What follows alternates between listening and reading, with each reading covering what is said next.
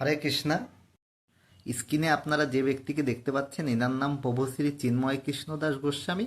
ইনি একজন ইস্কন প্রবক্তা। যে ইস্কন মানুষকে খেতে দেয়, যে ইস্কন মানুষকে শিক্ষা দেয়, যে ইস্কন মানুষকে বাসস্থান দেয়, সেরকম একটা সংস্থা তার প্রবক্তাকে কিন্তু আজকে গ্রেপ্তার করা হয়েছে। আজকে হিন্দু ধর্মের, আজকে সনাতন ধর্মের প্রবক্তাকে কিন্তু গ্রেপ্তার করা হয়েছে।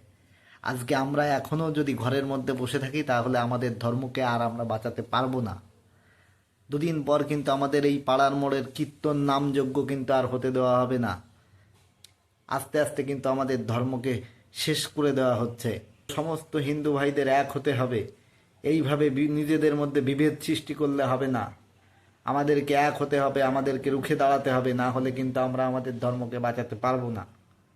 তাই সমস্ত হিন্দু সনাতনী ভাই বোনেদের বলবো, আপনারা রুখে দাঁড়ান, আপনারা প্রতিবাদ করুন, আপনারা চিন্ময় কৃষ্ণ দাস গোস্বামীকে যাতে অবিলম্বে ছেড়ে দেওয়া হয় তার জন্য আওয়াজ তুলুন।